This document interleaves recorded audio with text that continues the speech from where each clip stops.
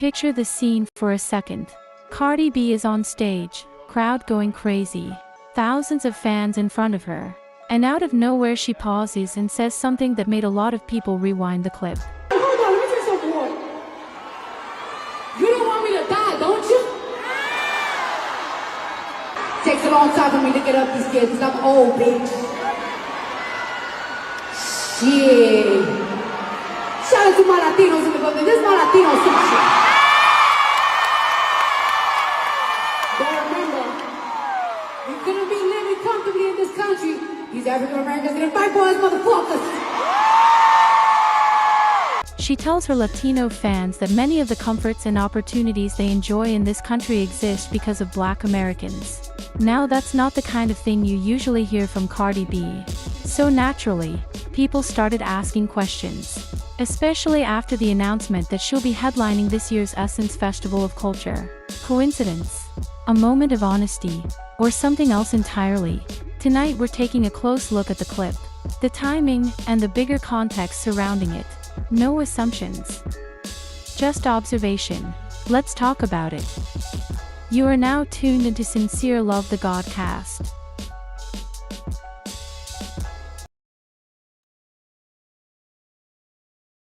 Here's the way it is. You live in direct relation to the poets, the heroes, and the sheroes you have. Always honor the elders. Then you honor yourself. Honor women. You honor yourself. Honor men. You honor yourselves.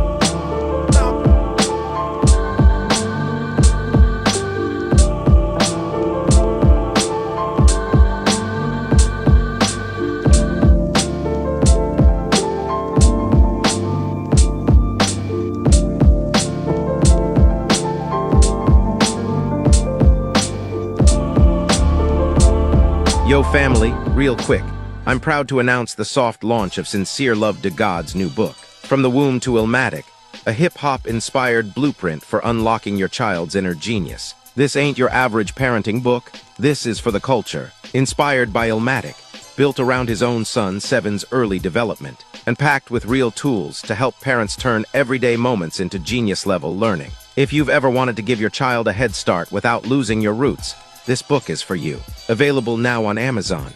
Order now and leave a 5-star review. You already know, we raising brilliance around here. Hi, I'm Seven, and I'm the Super Harry. That means I ask big questions, I make big moves, and I come from something powerful. In this series, I broke through change, embraced my culture, and unlocked the gifts that my ancestors gave me. These books are for kids like me, kids with heart, with pride, and with big dreams. Come join the journey. Collect all 4 Seven the Super Hero books and unlock your power. Available on Amazon and Kindle now. Order your copy today.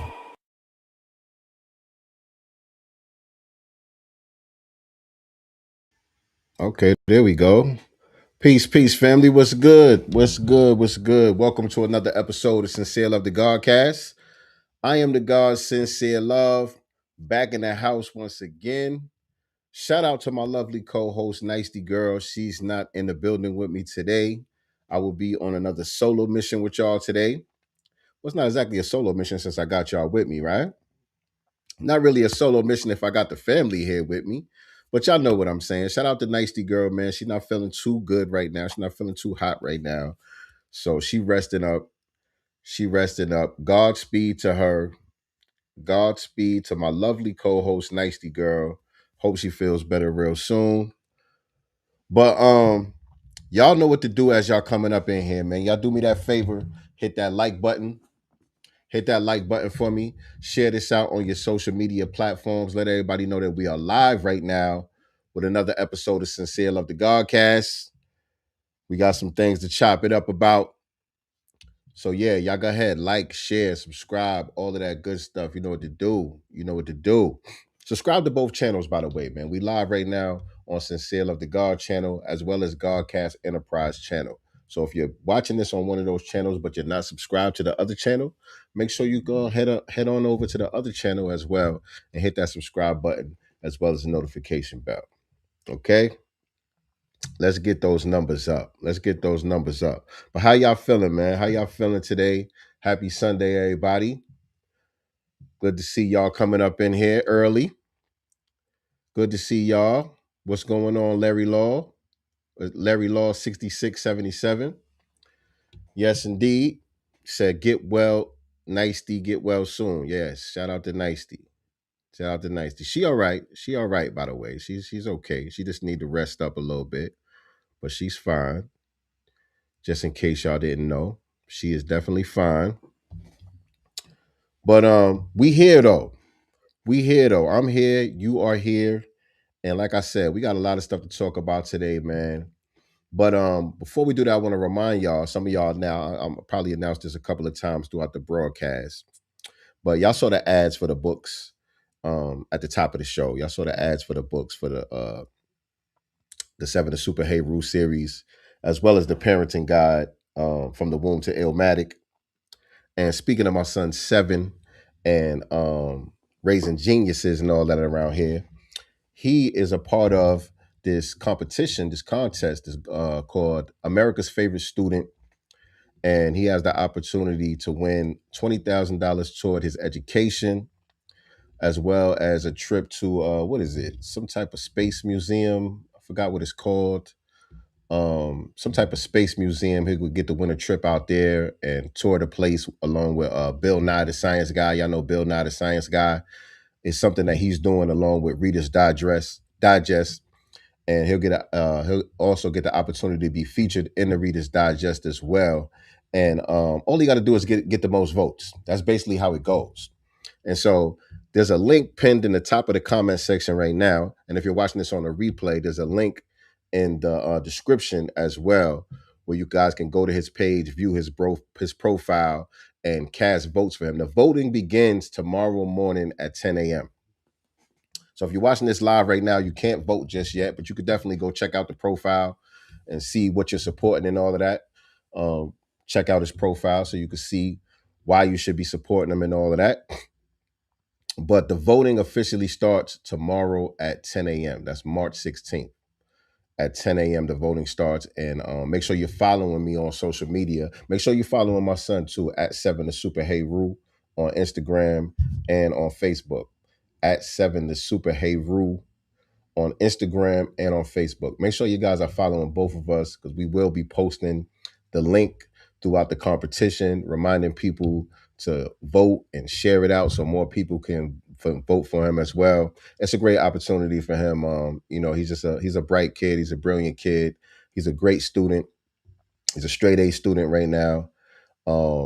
It's coming close to the end of the year, so we're starting to get a lot of letters home from school. He's going into middle school next year, so we're starting to get a lot of letters home from school where his teachers are recommending him for accelerated math classes and accelerated different courses and stuff like that, and also the opportunity to be on the STEM team for middle school. And so, yeah, he's always been a very advanced learner, outstanding student for the most part. And I think that he deserves to be America's favorite student, to get that opportunity to win that $20K, the feature in the Reader's Digest, and the trip out to that space museum. I think he deserves that for his excellence and all the hard work that he's been putting in as well. And so the 20K is going to go toward his education, by the way. You know what I mean? That will really help us, give us an opportunity to place him in a educational environment that is really conducive to his abilities. You know what I'm saying? Because like I said, he's always been a little bit more advanced. And so the regular school system doesn't really cater to the individual as much. You know what I'm saying? They got to cater to everybody. You got to move at the same pace as the rest of the students. But like I said, he's a little bit advanced, so he needs to be in a more suitable environment, to cater to his talents and his abilities and all of that. So that 20K will definitely come in handy for him, because there's a couple of schools that we got on the radar, and they ain't too cheap. They ain't too cheap. So y'all make sure y'all support that, man. Again, the link is pinned in the top of the live chat right now. And if you're watching this on the replay, the link is in the description where you can go check out his profile. And voting begins 10 a.m. tomorrow morning. Make sure you're following me at Sincereluvdagod, as well as my son at 7 the Super Hey Rule, so that you could be updated and reminded as the contest goes along. As the contest goes along. So y'all remind me to announce that again later on in the broadcast as we begin to get more people up in the building. But yeah, today's topic, man, we talking about Cardi B. We got to get into this Cardi B thing. Cardi B did a concert recently. I don't know where she was at. I guess she's on tour right now. I'm not even sure. I would assume she's on tour. She dropped the album last year. I would assume she's touring that album right now. But she did a concert recently. And as you on the intro, she said some interesting things at this concert to her Latino audience. She specifically gave a shout out to her Latino audience. Peace, what's going on? FBA Strong in the building. Yes, indeed. Yes, indeed. FBA Strong says shout out to Nicety Girl too. Yeah. Yes, indeed. And so she got everybody's attention at this concert she did. Let me just play the video one time for people that may have not heard it, so y'all can hear what she said. Let me see. Play this video right here from the concert where Cardi B says some very interesting things right here, and it got a lot of people's attention. And so I think we got to talk about it today. You don't want me to die, don't you?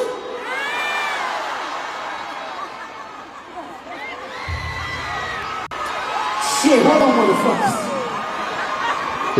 You know I'm an old bitch. Takes a long time for me to get up these kids because I'm old, bitch. Shit. Shout out to my Latinos in the building. This is my Latino section. But remember, you couldn't be living comfortably in this country. These African Americans are gonna fight for us, motherfuckers. Oh. Shout out to my Salvadorians, my Ecuadorians, Okay. my Colombians, Okay. Peruvians, who else I'm missing? Guatemalans, Costa Ricans, we got some Puerto Ricans in this motherfucker. How about some of my people? You know my people, Dominican, we got some Dominicans in this motherfucker. How about my Mexicans? I don't know where she at, but you knew it was a lot of Mexicans in the building, though. And so, yeah, that was Cardi B. That was Cardi B. Now, as y'all know, Cardi B is Dominican and Trinidadian. And in that clip right there, as y'all heard, she was specifically addressing her Latino fans that were in the audience. She said, well, all my Latinos make some noise. And by the way, don't forget, the only reason why y'all able to live comfortable up in this motherfucker is because of African Americans. She kind of threw that out there real quick. And so everybody saw that. We was like, oh, that's interesting. What's that about? Shout out to Lisa. What's that? M3Q7R. I can't say all these names. I'm just going to say Lisa. Shout out to Lisa. She said, because Cardi B is a Latina mimicking the Black American woman. We buying our own likeness, she said. Yeah, but yeah, I think people know Cardi B is non-FBA, you know, and she's had a history also of anti-Blackness. You know, we know that too.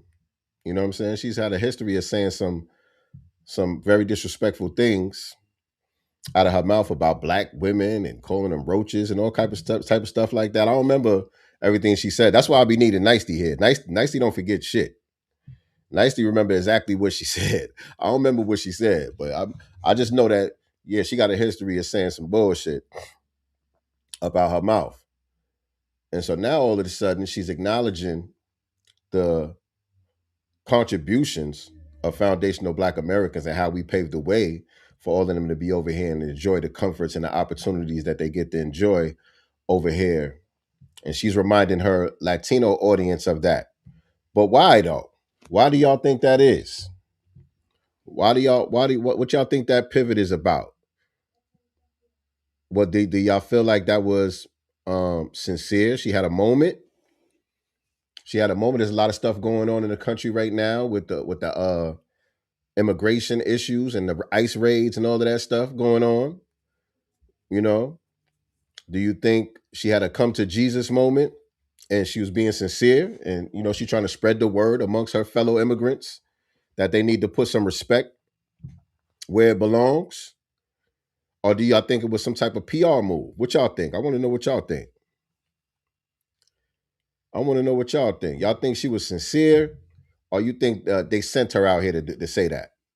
Her handlers told her to say that because obviously she knew there was a lot of Latinos in that audience, and I'm pretty sure in most of the cities that she go to, there's probably a lot of Latinos. That might have actually been in Denver though. Now that I think about it, because I just came back from Colorado, and while I was out there in Colorado, she just had a show in Denver. And it's hella Latinos, it's hella Mexicans and Latinos out there. I just came back from out there. And that's probably where she was at, come to think of it. That might have been from that show out there. I'm not sure. But it would make sense. Because like I said, I just left from out there. And man, let me just tell y'all, we went on a family trip. We went on a ski trip out there in Colorado. Had a great time. I did a broadcast while I was out there talking about, the time that we had out there and all of that. If y'all ain't have a chance to see that, check it out. It's on this channel. Trying to get ticket sales up for the event, somebody said. Larry Law said, I think she was sincere. We got to remember, Cardi always fucked with us before she got on. What you mean by that, Larry Laws? I don't remember Cardi B before she got on. So what you mean she always fucked with us before she got on? What you mean? But Larry Law said he thinks she's sincere. Somebody else says she's trying to get her ticket sales up. So yeah, I want to know what y'all think that's about. I want to know what y'all think that's about. But like I was saying, I was out there in Colorado with the family. And but I forgot where we were. We was up in the mountains, like in Avon area. What's it called? Eagle Vale area out there. The people that's from Colorado, y'all probably know what I'm talking about. Like way up in the mountains of Denver. Well, we landed in Denver and then we had to drive way up in the mountains. So it's like 2.5 hour ride from the Denver airport where we were staying at, but we went on the ski trip and all of that. And we went to one of the Walmarts out there, and I don't think nobody in the whole damn Walmart spoke English. It was nothing but immigrants in that Walmart.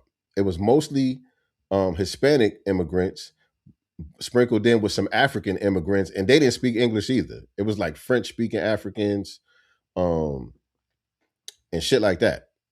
You know what I'm saying?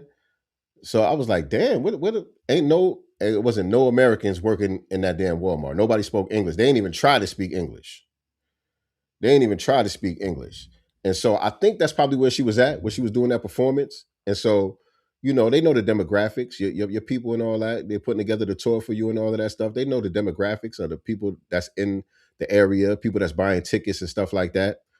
So it's very possible that they sent her out here to say that. But the question still is why though. Let me see. What's up, Mama Love? Mama Love in the building. Nicety girl in the building. What's going on, Nicety girl? Left me hanging out here to dry. Said, I recall Sin Santana, who dated Joe Budden previously, but she made a comment on lip service that Black men treat them better than us. Sin Santana said that, or Cardi B said that? Which one of them said that, Nicety? She said, I recall Sin Santana, who dated Joe Budden previously, but she made a comment on lip service that black men treat them better than us. You mean black men treat Latinas better than they treat black women? Is that what they said? That what they said? I'm not sure if I'm understanding what you're saying. Taking black dishes don't mean she F with us. Oh, I see. Oh, that's what Donnie James say. Taking black D don't mean she F with us. If you from NYC too, you don't remember the black dude that was her man who was on the island that she was in love with, her best friend. Yeah, so I agree with the other person's comment, Larry. I agree with Donnie James on that one. Just because she take black D, that don't mean nothing. That don't mean nothing. That's very common, especially with Latinas. It's very common for Latinas to have a thing for FBA men and can't stand black women. You know what I'm saying? I know that from experience. I know that from experience. And I'm not from NYC, by the way. I'm from New York, but I'm not from the city. I'm from upstate. But we grew up around all of them Puerto Ricans and shit too, just like y'all did in the Bronx and all of that. I grew up side by side with all the Puerto Ricans, and later on the Dominicans came and the Mexicans came way later after that. And we had all type of Panamanians and different Spanish speaking people. We grew up around all of that too. So the experience is probably the same. But I didn't know about Cardi B before she blew up like that. I didn't really know about her like that. But regardless, just because she was messing with some dude that was on the island, what that mean? That don't mean nothing. Just because she got a baby by, who is it, Offset or one of them niggas? Is it Offset? It's one of the Migos. She got a baby by. But again, that don't mean anything. That don't mean nothing at all. Taking black D don't mean shit. Yeah. China is FBA, by the way. Who's China? Sin Santana said that. So Sin Santana, is Sin Santana black?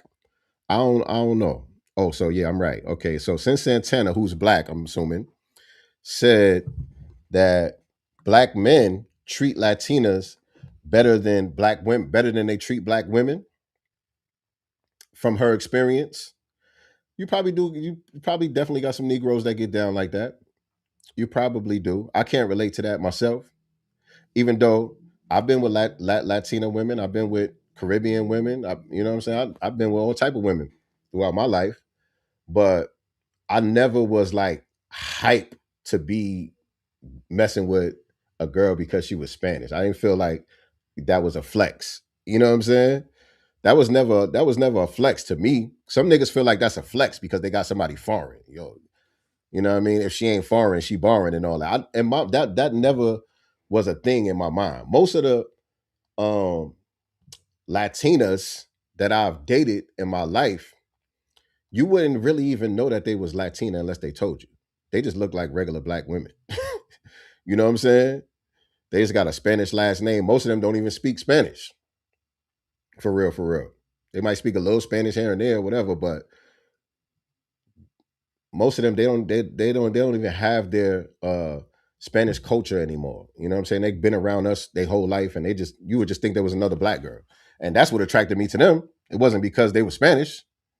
That was never a flex to me, because truth be told, the Spanish girls are way easier to bag. Let's keep it a buck.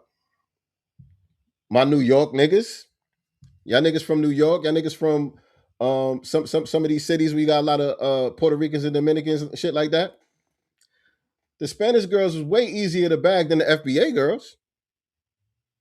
So the real flex was being able to bag a fine FBA sister, because you got to really have some game about yourself. See, with the Spanish girls, they kind of already into you just because you black. They almost fetishize you because you black American specifically. And you got the swag and the culture and the sauce and all of that everybody's trying to be a part of. So it was way easier to bag them. You ain't really take much. Just being honest. My experience. Speaking from my own experience. So the bigger flex was always to get you a bad black girl. Because I remember, like, my little cousins and them, they was younger than me and shit. You know what I mean? They kind of came outside when I was locked up. You know what I'm saying? By the time I came home, my little cousins and them was outside now. They was of age. They was outside. But when I was outside before that, they was younger. They wasn't really outside like that. So now, I go away for a while, do a bid, come back home. These niggas is older. They outside and shit. So now they able to hang out with me and shit. You know what I mean? I'm bringing them around my circles and these my little cousins and all that. And so a lot of them niggas used to mess with white girls and Spanish girls. A lot of them niggas. That's like a big thing around my way. A lot of interracial relationships is very common around my way. And me, I mostly always had black girls. You know what I'm saying? And these niggas used to be like, yo, how the fuck you be bagging these black chicks like that? These niggas, the reason why they mess with white girls and Spanish girls like that is because they really can't get with black girls like that. The black girls don't really be checking for them like that because they just, I don't know. I don't know. This they I don't know if they look at them as corny or whatever. I don't know what it is. But for me, it was never a problem. I never had a problem with the ladies, period. Just being honest. I never had a problem with none of the ladies, period. But if I had to make an assessment, it was the easiest to smash is the white girls by far. Way easy to smash a white girl. That's not a problem. That's nothing. You know what I'm saying? So that's definitely not a flex. But right after that is the Spanish girls, the Puerto Rican girls, the Dominican girls. They be hype. You holler at one of them, they going home tonight. They leaving tonight. They leaving tonight. You know what I'm saying? You buy a couple of drinks or whatever case may be, they going tonight. I'm speaking from my own experience. I can't speak for everybody. You know what I'm saying? But that always been the case. Way easier. And so the black girls, the FBA girls, that always been more of a flex. That always been more of a flex. So I don't even know why I went on that rant just now, but that's what it was. What China are y'all talking about? Who's China? Are y'all talking about the girl that used to be with the Kardashians? Is that who y'all talking about? What she got to do with anything? They have a lot of East African, Senegalese, and Latinos in Colorado. Right. Well, like I said, when we was in that Walmart, ain't nobody speak English in that motherfucker. They ain't even attempt to speak English in that motherfucker. So I think that's where she was at when she was doing the show. Shout out to speaking of Denver, Colorado. Shout out to Jesse Paris in the building. Jesse Paris, do you know if Cardi B was in Colorado when if she was in Denver when she did that performance? Let me see. I'm trying to read y'all comments. She going, yep, exactly. We're gonna get there in a minute. But what's your name? Eclair Mayo. Eclair Mayo 4153. You hit it on the head. I think you hit it on the head. I'm FBA. My family has been in Denver for over a century. The mestizos and black immigrants out here are extremely anti-black American. Make no mistake about it. Do not trust them. Shout out to Black to Black to Black. Black to Black to Black said they've been in the Colorado, Denver area over, how long? Over a century. And she said the Hispanics out there are very anti-black. Make no mistake about it. I believe it. Says she got a black daughter. How that going to work?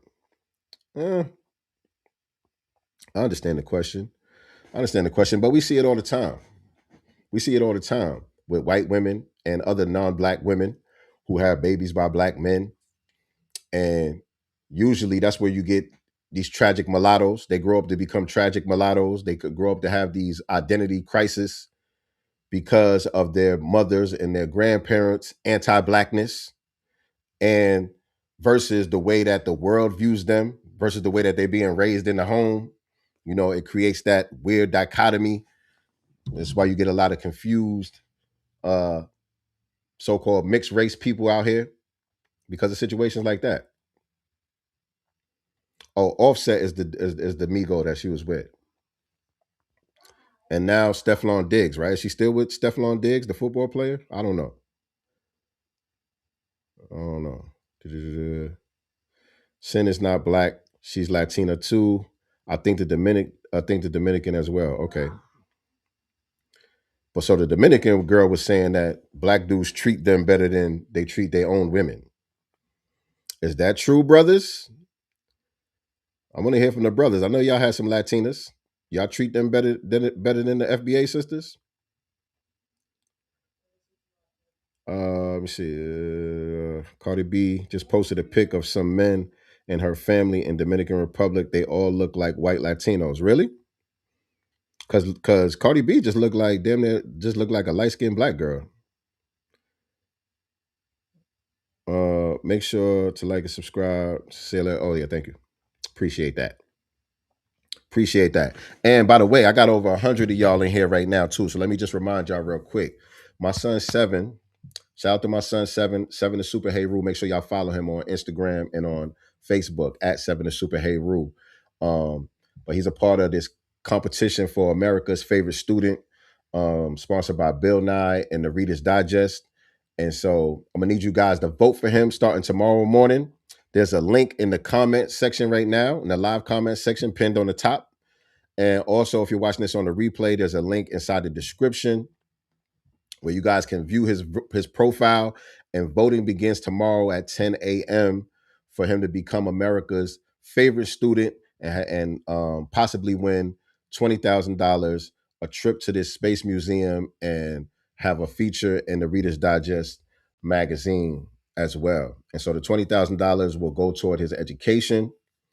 And so we need y'all support on that. Need everybody to lock in on that starting tomorrow morning. So make sure y'all following me at Sincereluvdagod, and make sure y'all following him at 7 the Super Hey Rule, because we will be posting the link for y'all to go ahead and vote and share the link throughout the competition. So y'all stay tuned for that. Y'all get ready for that. I don't remember Sin saying that. Thought she was black. Men always treat her well. I don't remember her. I don't know who Sin is. So I'm kind of lost on that. Y'all think she's disingenuous. Jesse Paris said, I think she's disingenuous. B1 Trife Life.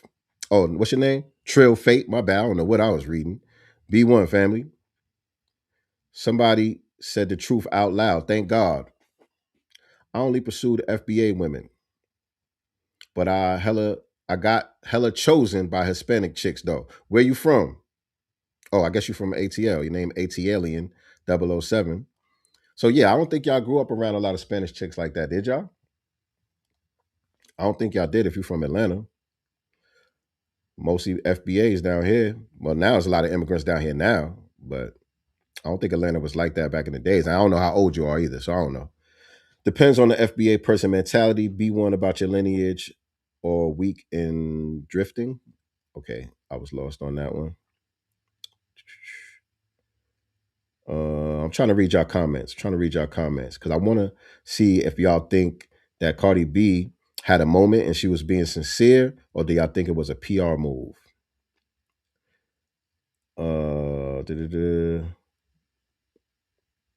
Last name Middle Eastern. I'm trying to read y'all comments.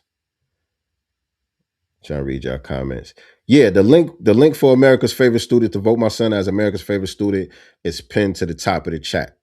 Y'all make sure y'all go check out his profile. Voting begins 10 a.m. tomorrow morning. Make sure y'all following us for the reminders. Okay? But yeah, so I think she was out there in Colorado. That's my guess, that she was out there in Colorado. Wherever she was, she knew there was a lot of Latinos in the audience, and she definitely knew there was a lot of Mexicans specifically in the audience. And I think most of the heat, as far as ICE and all of that is concerned, is really on the Mexican community. It's on the entire immigrant community, but for the most part, I think the Mexicans is feeling the most heat when it comes to that. I think they probably got the most illegals over here. You know what I'm saying? Because, all the illegals coming through that southern border, and it's people from other countries that definitely come through there, but it's the Mexican-U.S. border. So obviously it's going to be more Mexicans than anything else. So I think they feeling the heat the most. And so she knew that there was a lot of Mexicans in that audience, because you could tell when she was shouting out all of the different ethnic groups. She's shouting out the Puerto Ricans, shout out the Dominicans, shout out the Guatemalans, shout out the Peruvians. She was trying to hit all of the Spanish-speaking countries. and kind of saved the Mexican shout out for last. And she put a lot of emphasis there because she knew they was in there deep. She knew they was in there deep. So that tells you that it was calculated, that it wasn't just a random moment, that this was rehearsed. This was a rehearsed part of the show. And so her handlers definitely told her to go out there and say that and make sure that you give props to foundational Black Americans, but not by name though. That's one thing that they're trying to stay away from. They're trying to avoid using the name and really acknowledging the ethnonym, Foundational Black American, FBA. They're really trying to avoid that part, but they're having to shift over toward what we talking about and getting in line with what we talking about, because we controlling the narrative. We have full control over the narrative, and so you're gonna look out of touch if you just not acknowledging at all, like they tried to do for several years. They tried to just ignore it and act like it was just going to disappear and go away. But if you're doing that at this point, you just look really, really out of touch. So now they try to touch on it. They try to dip their little toes in there or whatever, but they don't try to embrace it full fledged, because the idea is not to really embrace it with respect and uphold it for what it is. And you know what I'm saying? Really stand 10 toes down with paying homage to the ones that paved the way for you. That's not really what it's about. It's really about trying to regain control of the narrative so that they could remix it somehow. So they don't want to say it by name. So she said African Americans. So it's the African American. Don't forget, it was the African Americans that made it possible for us to be over here in this motherfucker. You know what I'm saying? She threw that out there real quick. And so why are they making this PR move for Cardi B right now? Not only because they knew it was a lot of Latinos in that particular venue, but also it has been announced, some of y'all know this already, but for those that don't know, it has been announced recently that Cardi B is going to be the headliner of the Essence Festival this summer. How many of y'all knew that already? How many of y'all heard that already? Cardi B is going to be the headliner for this year's Essence Fest. They're doing a ladies first theme. This is supposed to be, in their mind, some type of olive branch to the Black community after last year's debacle at the Essence Fest. Y'all remember last year, it was just a hot damn mess. It was just a hot damn mess. You know what I'm saying? It got revealed. Some of us knew already, but it really got revealed on a mass scale that Essence Fest was now being run by immigrants. And they were including all of this non-FBA themes at the event. They had the jambalaya versus Jollof shit going on.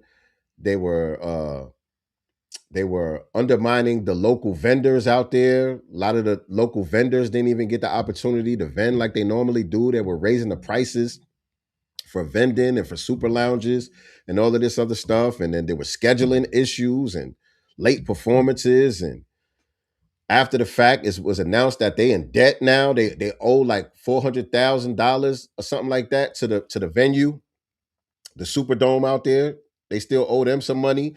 And some of the vendors, you know, like the stage people and the lighting people and the people that helped put everything together, some of them didn't get paid. They owe almost like over $1 million to some of the vendors for the venue now. And so they trying to clean up the mess now. They trying to do a little PR move. And this is supposed to be their olive branch. They're doing a ladies first themed show this year. They got Patti LaBelle performing. They got Monica and Brandy performing. But they got Cardi B as the headline. And then I think they got Lotto performing. And who else? I forgot who else they got on there. I think it's another Latino or another non-FBA person that's one of the big performers that they announced so far. I guess they're going to be announcing more performers as we get closer to the event. But Cardi B is the headline. So it looks like they're trying to get in front of the backlash because, again, they're still trying to recover from the backlash from last year. And so they know what's coming once it really gets out there that, okay, Cardi B is now the headline of this Black American event, and this is supposed to be y'all olive branch to the Black community. And y'all know there's this huge delineation movement going on. That's just a bad move right there. That's just a bad move right there. But they're still trying to wrestle back control of the narrative, right? They're trying to globalize Essence Fest and include foundational Black Americans as just another flavor in the gumbo pot, rather than acknowledging us as being the bedrock and the foundation of the entire event. You know what I'm saying? That's what Essence Fest was about. You know what I'm saying? It's New Orleans culture, it's Black American culture and all of that. And so now they're trying to globalize it and make it just seem like, you know, Black American contribution or Black American culture is just another flavor within the gumbo pot. And it's like, no. We see y'all. We see this. I'm telling y'all right now, this is going to be another disaster. This is going to be another disaster. This ain't going to go the way that they think it's going to go.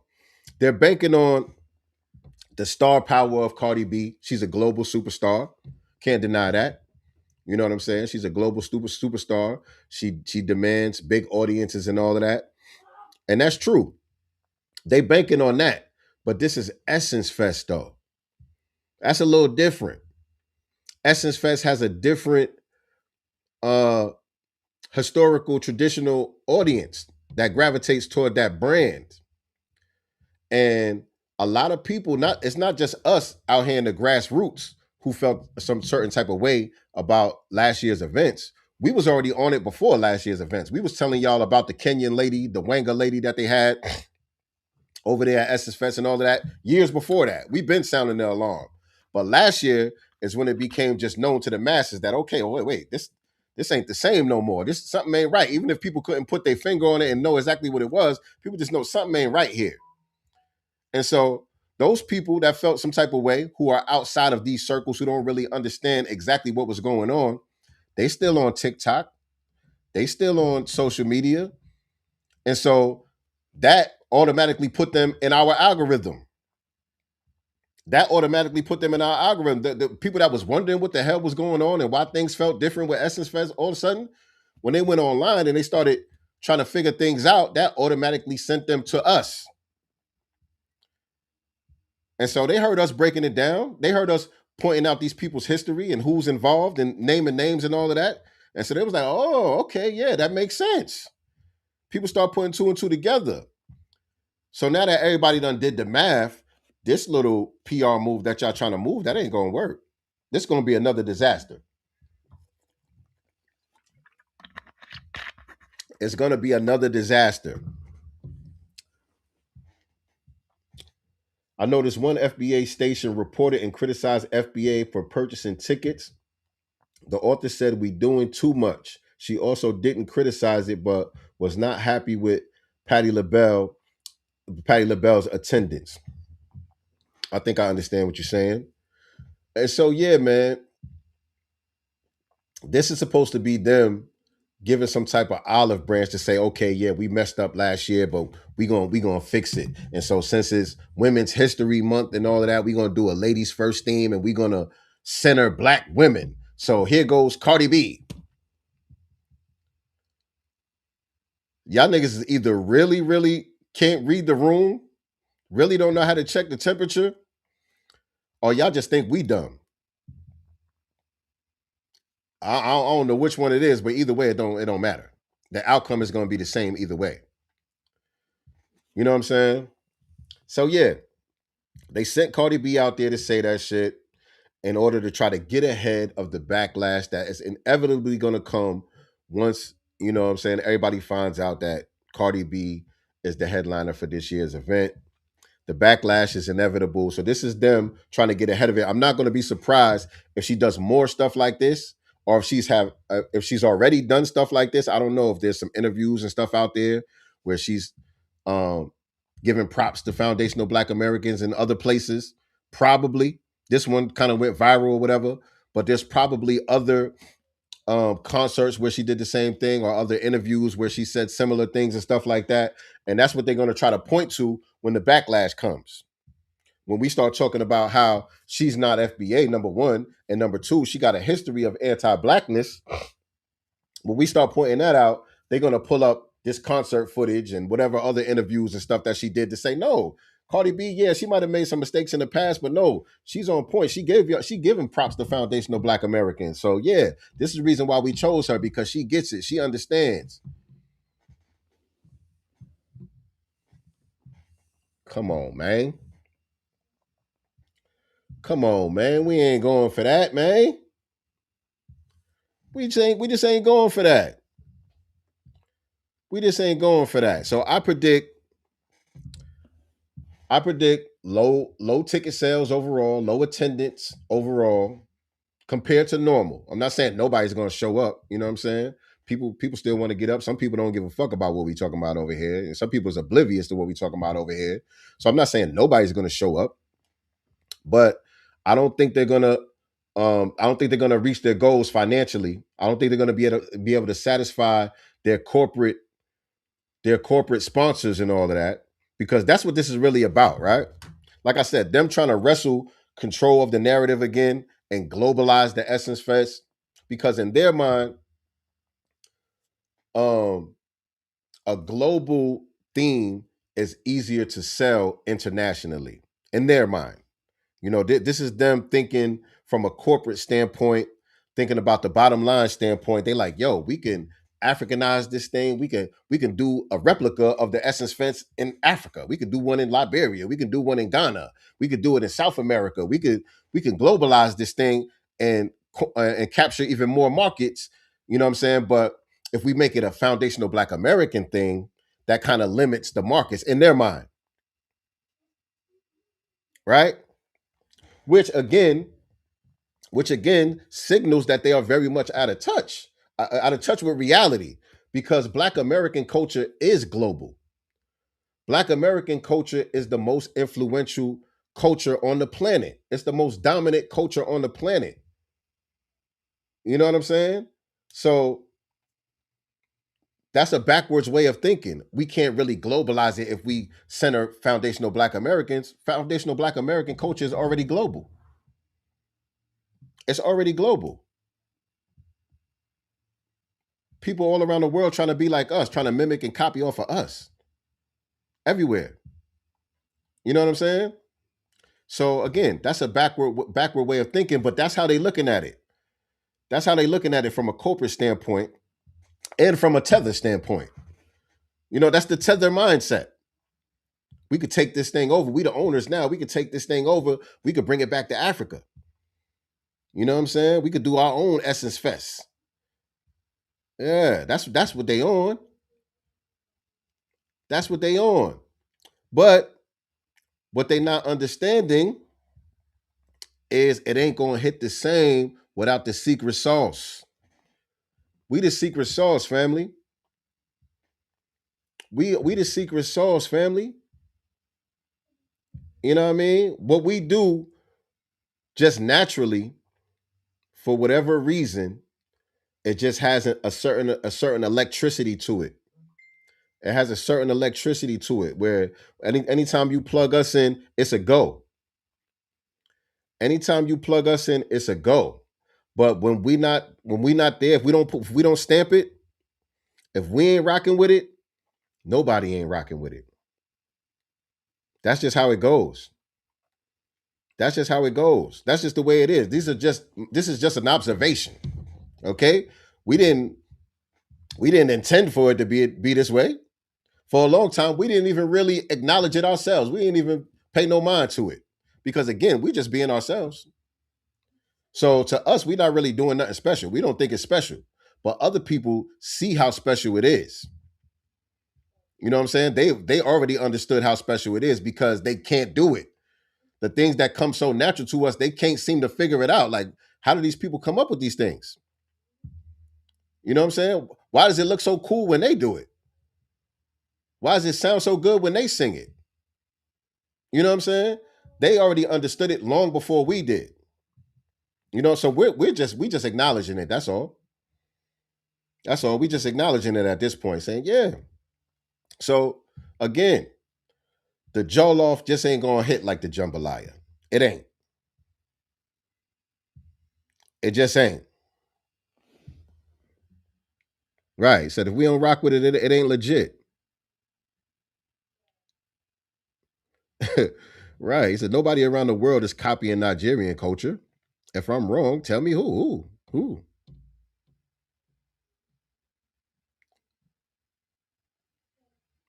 People don't only go to Essence Fest, they be coming to New Orleans. Right. That's true. That's true. That's why I said I ain't gonna act like nobody ain't gonna show up. People still want to go to New Orleans, just period. You know what I mean? People need any excuse to go to New Orleans. You know what I'm saying? But I predict that it's going to be a low attendance. I don't think that they're going to meet their financial goals. I think it's going to be a failure because this is a failed strategy, especially in this climate. Especially in this climate, it just reads as tone deaf. At best, it reads as tone deaf. But really, what it is disrespect. That's really what it is. It's blatant disrespect.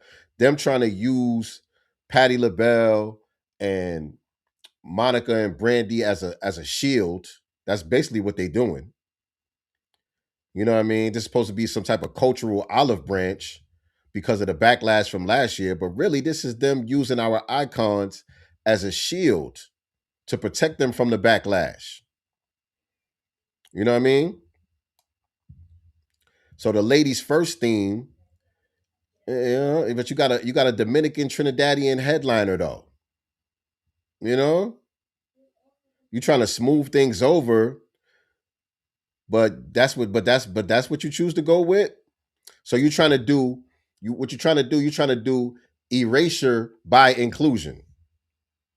They think they playing some type of four-dimensional chess or something. That's what they think they're doing.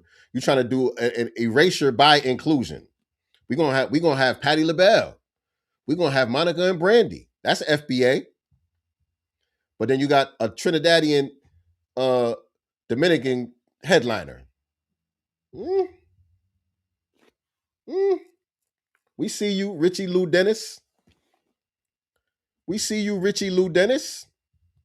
He's still the CEO, by the way. He's still the owner. I don't know what his exact title is, but he's still the owner of Essence Fest, the Liberian brother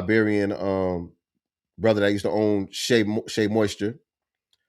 The Kenyan chick Wanga, she's gone. She stepped down last year. Many people believe because of the backlash, but officially they said that she was going through some health issues prior to and all of that, and so she was kind of already on her way out. I don't know, but she's not there no more. But they replaced her with like a team of people. Let me see because I had looked this up. Let me see what this was real quick. Hold on.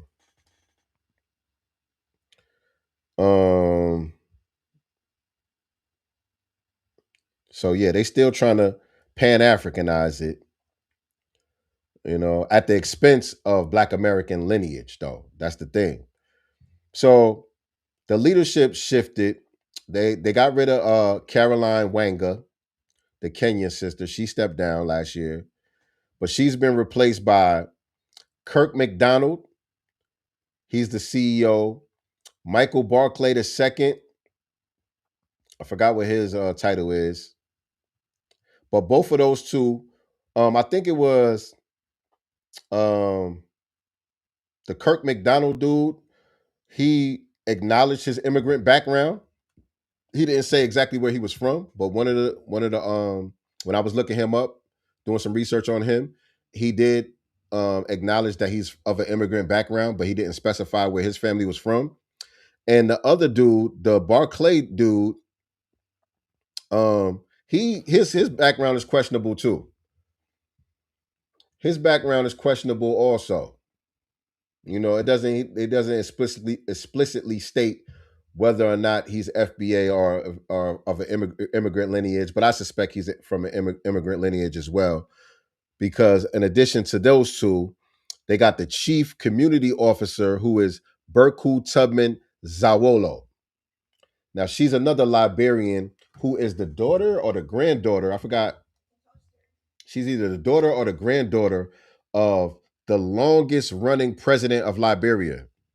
Her father or grandfather, whichever one it was was the president of Liberia longer than any other president has been president out there.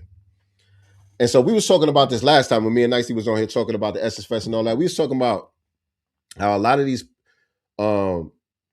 immigrants that you see in high places, specifically these African immigrants that you see in high places over here, trying to act like they came over here with $2 and got it out the mud. A lot of them come from very prestigious backgrounds. You know what I'm saying? These are like the top 1% from their countries that they bring over here, and they end up in these peculiar positions undermining us. You know, that's I guess that's just a coincidence. I guess that's just a coincidence that they get all of these people from the top 1% in their countries, and they always end up in some type of media position, some type of government position, some type of higher educational position over here, where they're in a position to be able to directly undermine foundational Black American progress. I guess that's just a coincidence. Huh? So that's the new leadership over there at Essence right now.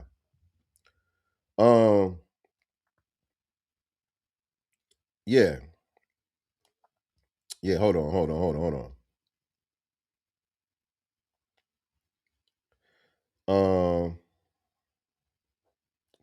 Trying to look at my notes here.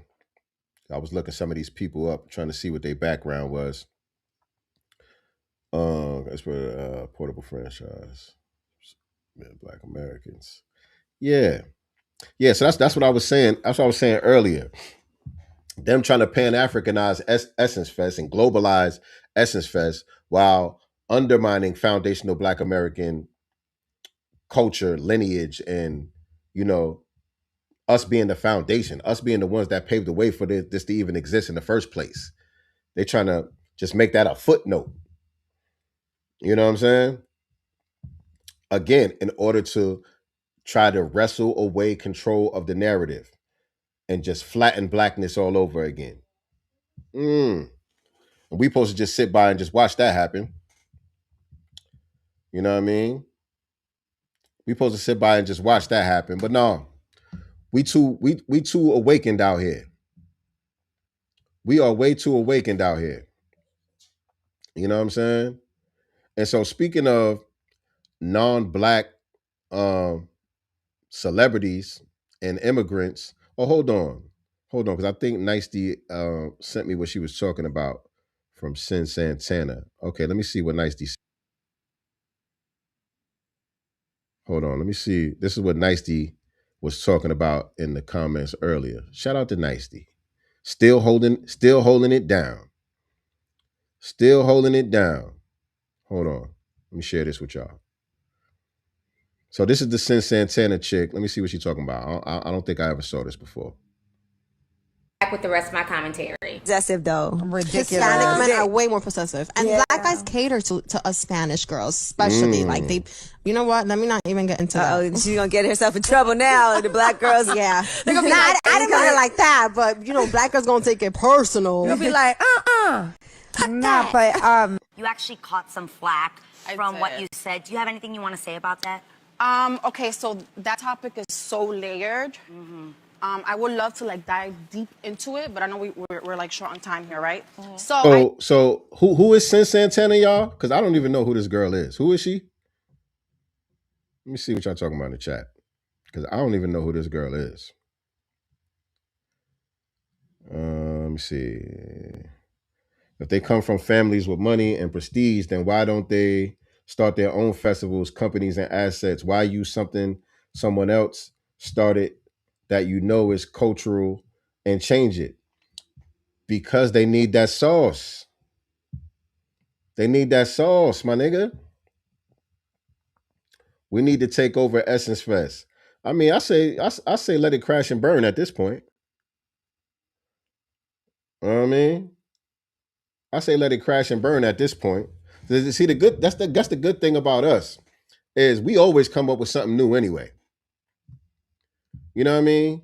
That's why that's part of our problem. That's like the gift and the curse with us is we'll come up with some fly shit, and then the minute it goes mainstream, we don't even want it no more. We just let them have it, and then we move on to the next thing and come up with some other fly shit after that. That's kind of like a gift and a curse with Black Americans. We kind of gotta get off of that a little bit and start gatekeeping a little more.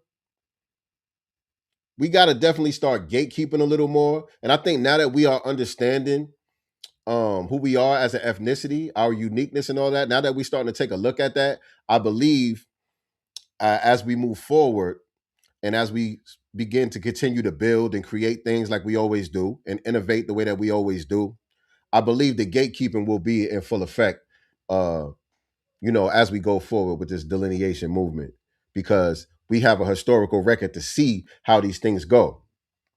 And we have the proper lens to look at that history through as well. We're not looking at it through a flat black lens anymore. You know what I'm saying? We're looking at it with the specificity that it involves. And so I think that's going to change things going forward. You know what I mean? Patty isn't socially stupid. She's focused on current events. Hold on. Let me see what you're talking about. Hold on. She's focused on current events, but my guess is she's choosing not to use her social or political position this time. I don't know. I can't speculate on people's motivation and where they at with certain things, what they're aware of and what they're not aware of. I can't really speculate on that. So nobody knows who Sin Santana is. I don't know who she is, but let me finish the video. I do want to speak on that. Yeah. Because that was definitely tough and a learning moment for me. I think what happened was, we were talking about our experiences with men. Yes. And different men, races, and ethnicities, and just comparing our experiences. Back with the rest of my commentary. Possessive though. Okay, so that was her. She was saying Black men treat Latinas better than they treat Black women.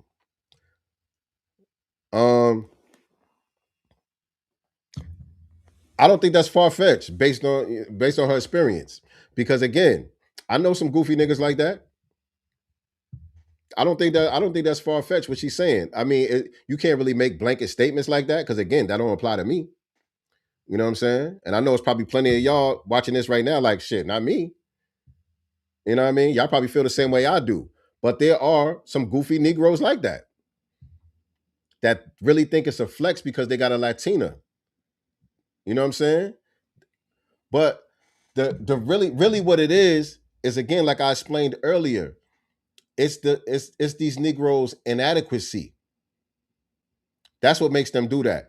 A lot of them, they might have mommy issues, and they have certain resentment toward Black women because they really can't get them for whatever reason. It's hard for them to get the type of Black women that they really want.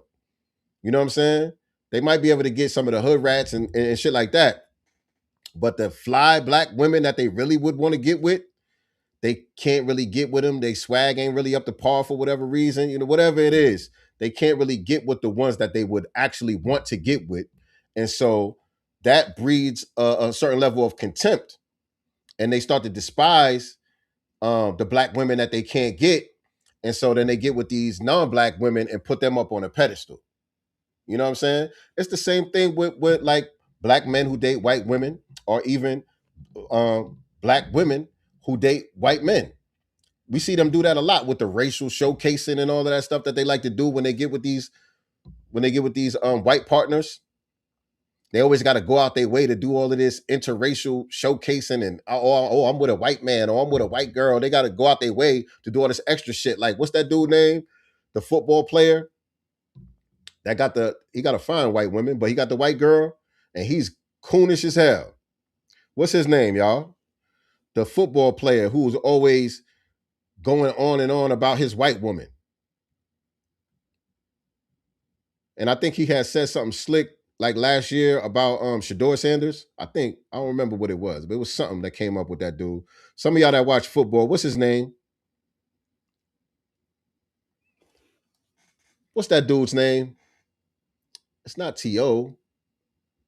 Is it RG3? I think it's RG3.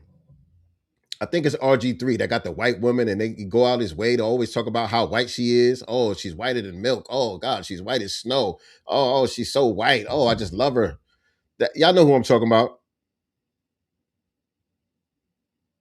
Y'all know who I'm talking about. But yeah, I don't think what Sin Santana said was too far-fetched. You do have niggas with that type of mentality. You do have niggas with that type of mentality.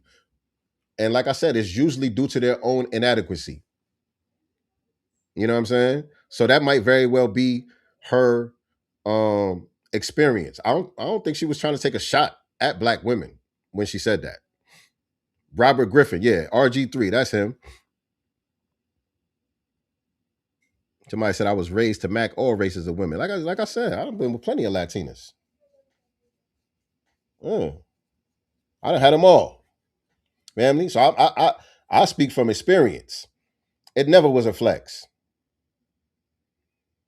It never was a flex. I'm like, okay, yeah, that's easy work. That's easy work.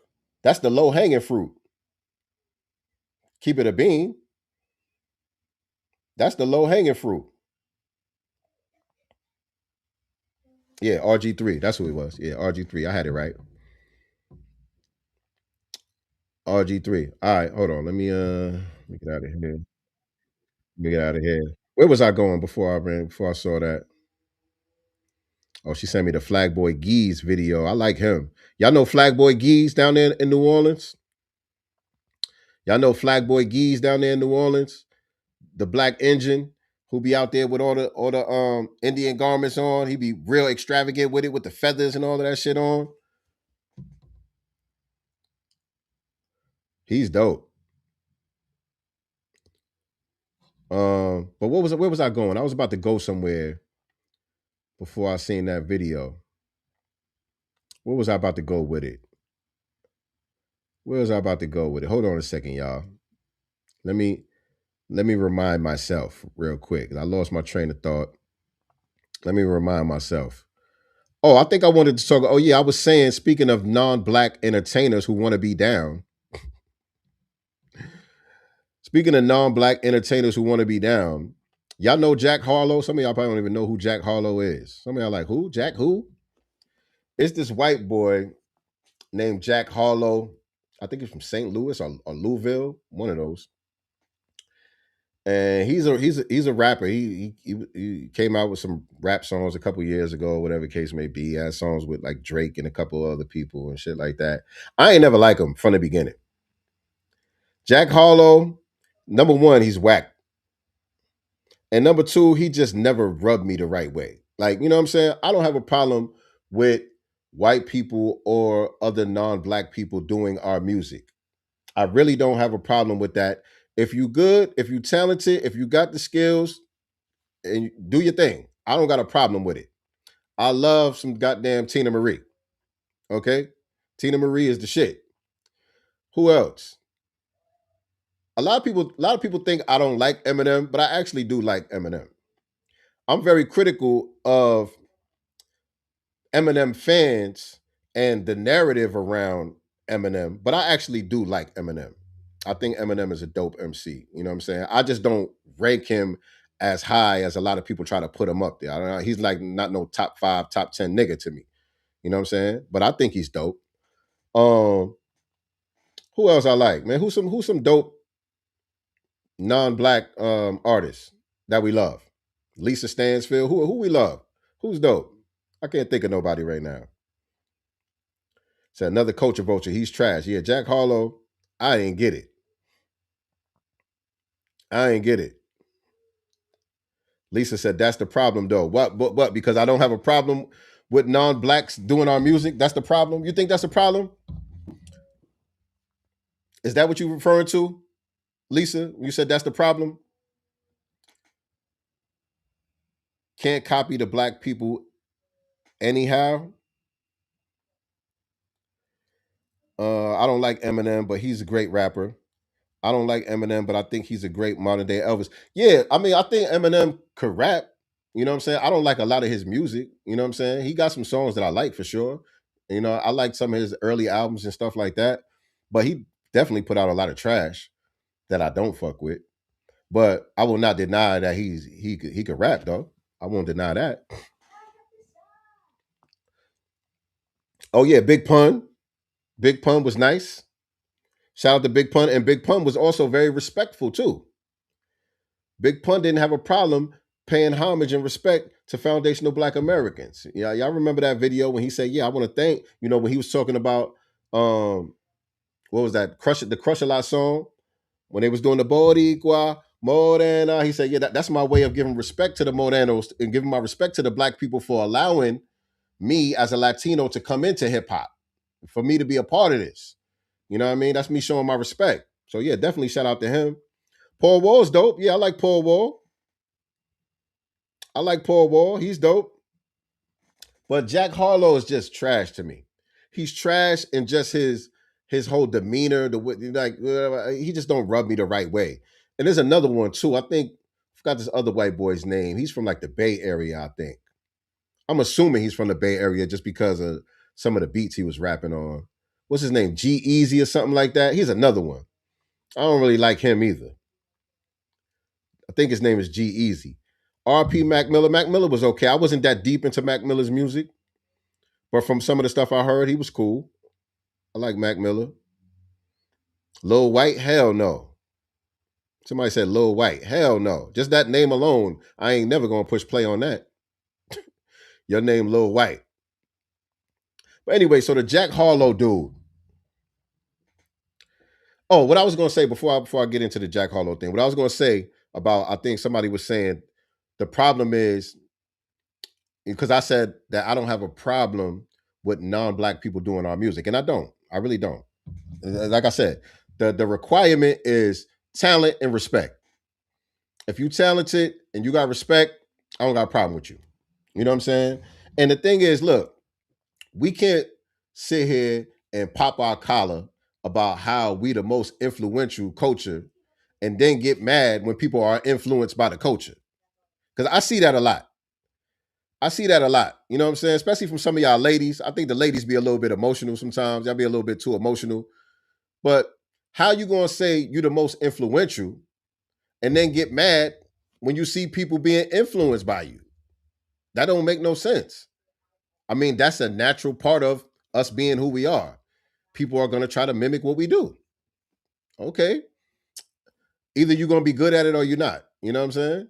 That's the only thing. And my only problem is when you suck and they try to big you up like you are great at something that you're not great at.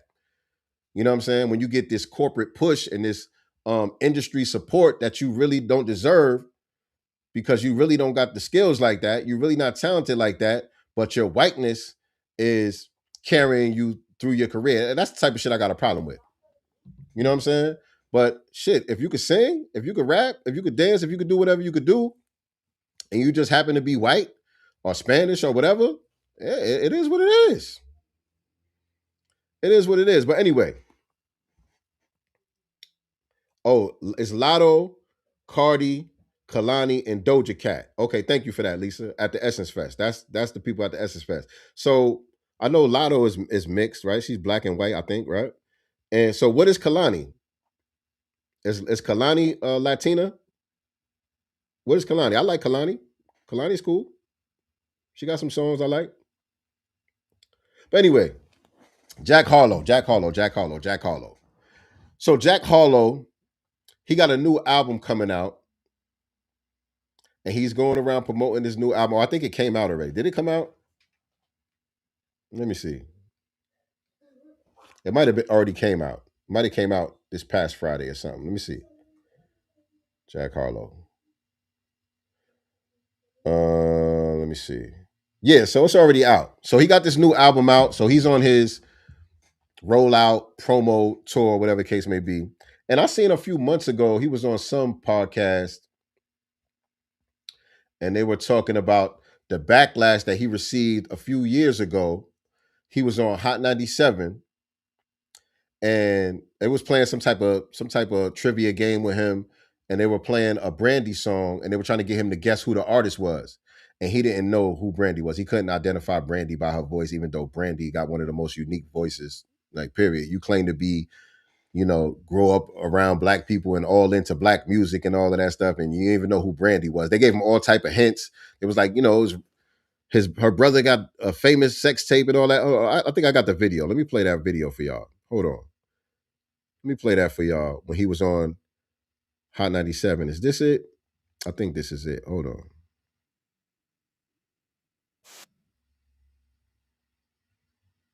Yeah. This is it right here. And it got a little bit of music on it, but I'm gonna play real quick, just some of it. For those of y'all who might not, because some of y'all probably don't even know who Jack Harlow is. But this was a couple years ago. He was on Hot 97. He's with Ebro and them, and they playing this. Her brother is the reason why a lot of people are famous, you could argue. Her brother had an amazing sex tape. And so he's completely lost. You know what I'm saying? They playing, what's that? Still I Love You. They playing Angel in Disguise. Big Brandy record. And they want him to guess who it is. He has no idea. This nigga's completely lost. He don't know who the fuck that is. They're giving him all type of hits. He still can't guess who it is. Hold on. Very famous. Who's Ray J's sister? So he know who Ray J is. He picked up on the hint. They like, yeah, her brother got a famous sex tape. He made a lot of people famous with his sex tape. So he know who that is. Oh, that's Ray J. He know who that is, but he like, damn, who's Ray J's sister? He don't even know who Ray J's sister is. This is somebody who's supposed to be so in touch with black culture and the black community and all of that, and he grew up on all of this stuff and all of that. He don't even know Ray J's sister is Brandy. He don't know Angel in Disguise by Brandy.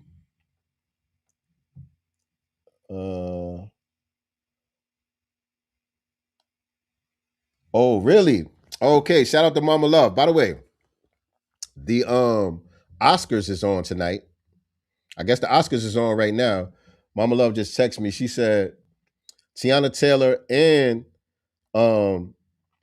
the Nigerian sister from Sinners both lost Best Supporting Actress, and they gave it to an old white woman, some old white woman. And this is what I said they was going to do. I'm going to talk about that in a minute. Let me finish with this Jack Harlow segment.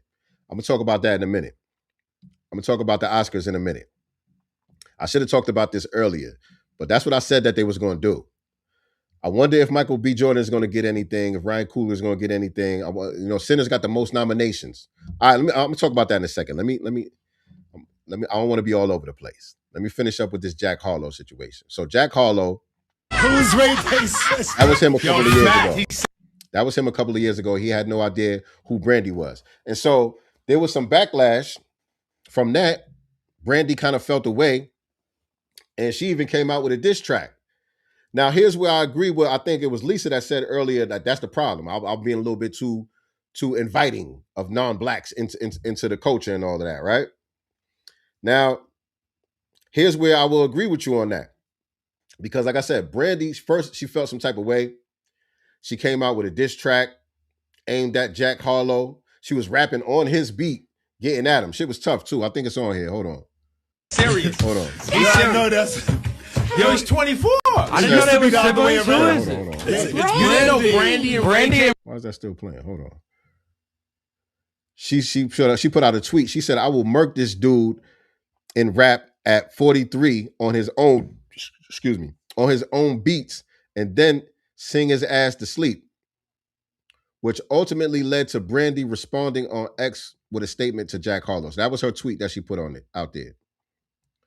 And then she put out a diss track. Get at somebody with some raps, man. Allow me to reintroduce myself. My name is world famous, one of the greatest living legend. Did I mention my resume is amazing? The game need a breath of fresh air, and I'm breathtaking. So yeah, she got on his beat and did a diss track. She was getting at him, right? But now here goes the problem, though, because not too long after that, I guess, his people contacted her people behind the scenes or whatever, and they kind of smoothed things over behind the scenes. And this happens. Introduce myself. My name is World famous, one of the greatest. Living legend, did I mention my resume is amazing. The game need a breath of fresh air and I'm breathtaking. Brandy, one of my favorites, by the way. Brandy, one of my favorites of all time, by the way. She killed that shit. But Jack Harlow was performing at the BET Awards in 2022, and he brought Brandy out. This was right after the whole controversy with them two, the little fallout back and forth with them two happened. So the BET Awards comes, and they have him perform, and he brings Brandy out. She should have never did that. She should have stood 10 toes down. You know what I mean? So that's why I say I agree with you to a certain degree, Lisa. You know, what you were saying. I do agree with that to a certain degree. We got to stop doing shit like that. Shit like that is definitely part of the problem. Because even before that, like I said, earlier this year, not before that, but earlier this year, before what we're about to get into came about, there was this interview that he was doing, part of the rollout to this new album that he just dropped. I don't know who these people is he's sitting down with, but I'm thinking that these are his people. Let me see what it says here. Who could ever forget this hilarious moment between Jack Harlow and Brandy? While beginning the rollout of his upcoming album, Jack Harlow made sure to poke a little fun at his epic back and forth with the legendary R&B singer Brandy in 2022. Is there another moment like this one, cooking with another icon and Jack for his new album? And Brandy's in the comments talking about, oh, what an unbelievable experience. I love you, Jack Harlow. So yeah, she should have stood 10 toes down. She should have stood 10 toes down. Damn all of that. Damn all of that. Your initial reaction was the right reaction, Brandy. Your initial reaction was the right reaction. But he's sitting down with, I don't know who these Negroes are. I don't know what their background is, but they doing all this kikiing and kakan with Jack Harlow in this interview talking about the Brandy situation. Yeah. And Brandy. And Donald Brandy. Jones is even more hidden. Oh, Brandy. I mean, if you ain't grow up on Brandy, what are we talking about? Oh, shoot. More Donnell Jones. Yeah. And Brandy. And Donald Jones is even. So they over there kikiing and kakan about the whole thing, the back and forth thing with Brandy as part of the rollout to this new album. And so the new album allegedly is an R&B album. He came out as a rapper. Now he's pivoting to doing R&B, I guess. I don't know what it sounds like. I haven't heard none of the songs and nothing. I have no idea what this shit sound like. But the name of the album, y'all, is Monica.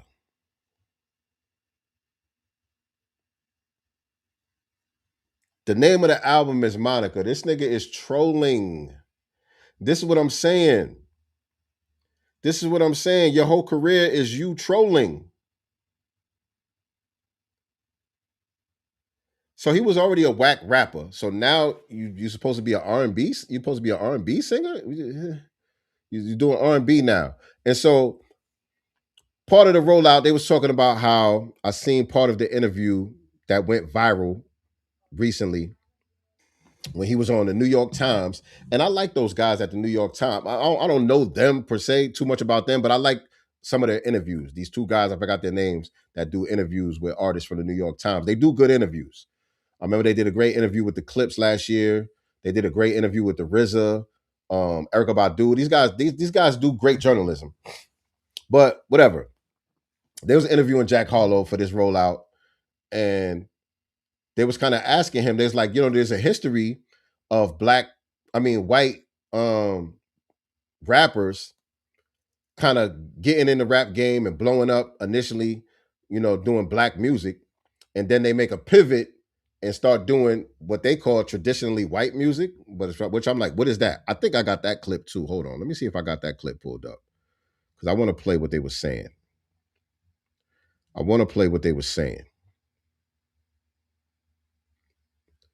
Because this nigga, hold on. Okay, this is it right here. And yeah, people got a problem with this. Punch from TDE came out and said some shit about it. Shout out to Punch. I like Punch a lot. Punch be keeping it a buck. Punch was getting at Michael Eric Dyson recently too, because you seen Michael Eric Dyson was talking about the whole Drake and Kendrick situation, and I don't even want to get into that right now. But yeah, shout out to Punch. Punch be keeping it a bean. And so this is what they were saying in this thing. Let me share this with y'all. Real quick. Whiter genre. In fact, you arguably went deeper into black music. Yeah. Deeper into blackness. So was that conscious? Was that a little twist on the typical move that white rappers make, which is to retreat back into traditionally white sounds? It certainly made what I already wanted to do even more appealing. Mm-hmm. This motherfucker said, I got blacker.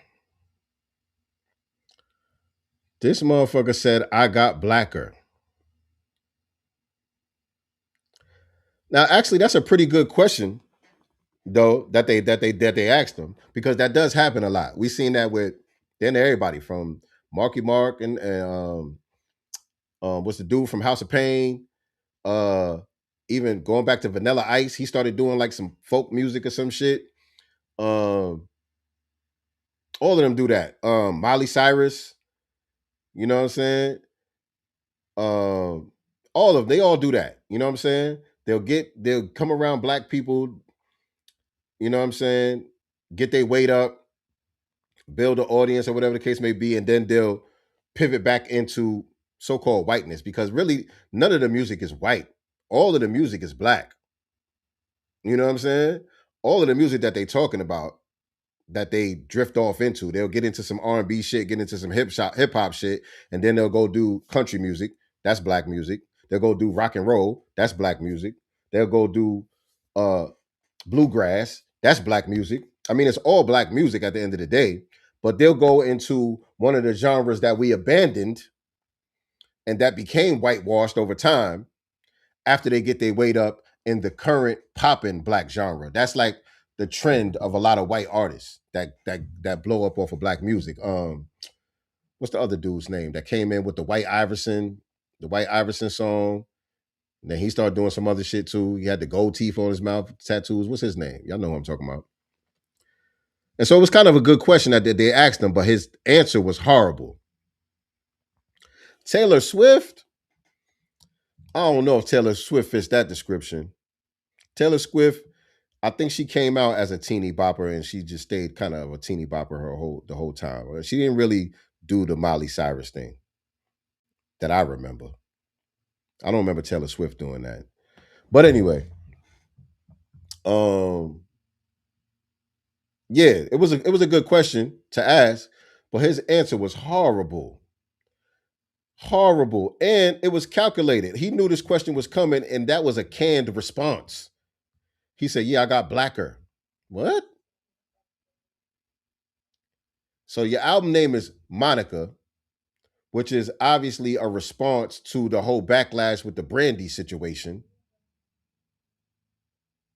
So you're still doubling down on that and still being disrespectful towards Brandy, which Brandy seems to be oblivious to. Trying to uphold one over the other, trying to play on the little rift between Monica and Brandy, which they done already reconciled. They on tour right now, killing shit. They're going to be at Essence Fest this year. But playing on that historical rift between those two and the backlash that you received from that Brandy situation on High 97 to name your album Monica. Now you're doing an R&B album and it's called Monica. This shit corny. This shit corny as fuck. Pink, yeah, Pink was another one. Pink was another one who did that. And I like Pink. I like some of Pink's songs. Bubba Sparks, I thought he just fell off. Did he pivot too? I thought he just kind of fell off and disappeared. I don't know what happened to Bubba Sparks. This is not a PR stunt? What's not a PR stunt? He said, well, FBA'S like to invite white people to the imaginary cookout. White people realize FBA'S are easily excited when they see a white person doing something black people are normally known for. I mean, I hear what you're saying, but I don't know if you had a point. I don't know what the point was.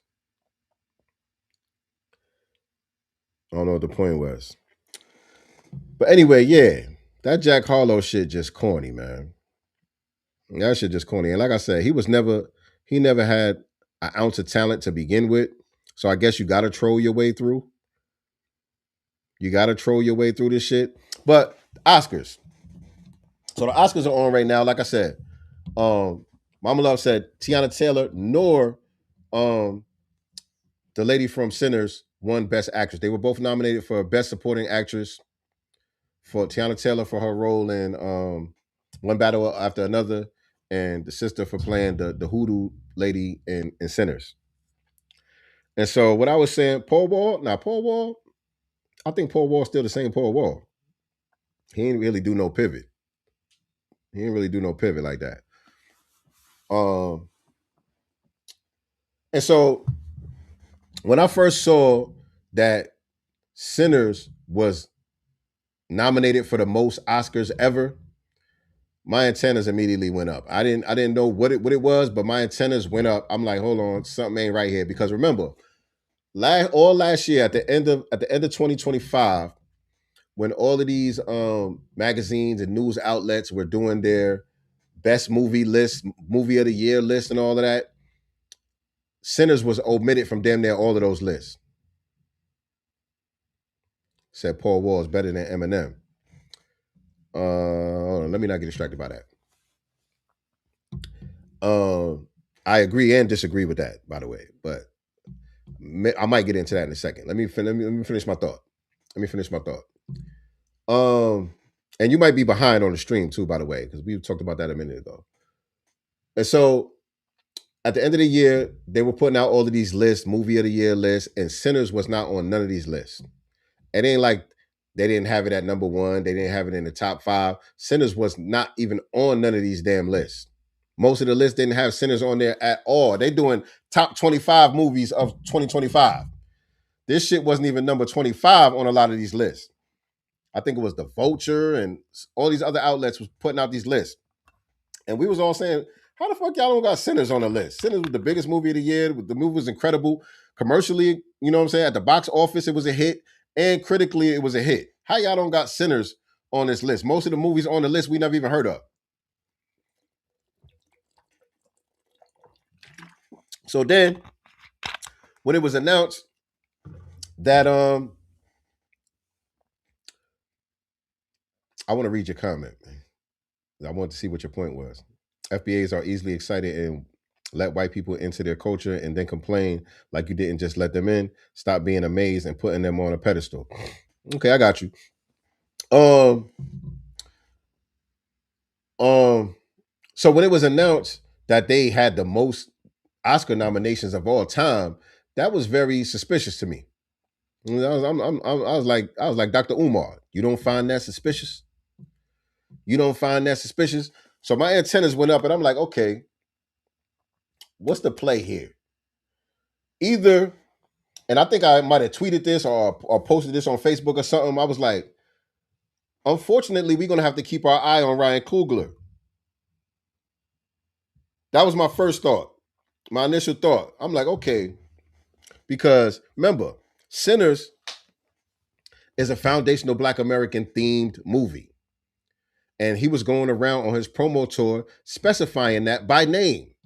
He was letting that be known. He said, yeah, I did the Black Panther movie. I went to Africa. I explored some of our African roots and all of that for that movie. He said, but for this movie, I went to my roots down in Mississippi and my foundational Black American roots down in Mississippi. And I wanted to do something to highlight our culture here. He was letting that be known. And I feel like that's where a lot of the backlash and the downplaying of the movie came from, because there was a lot of backlash about the movie. They were saying it wasn't going to do good. It came out the gate doing great, and they was talking about how the numbers was going to go down after this week or whatever, and numbers went back up the following week. So they was trying to like shit on it from the gate, and that's the reason why, because he was unapologetically centering foundational Black American culture, right?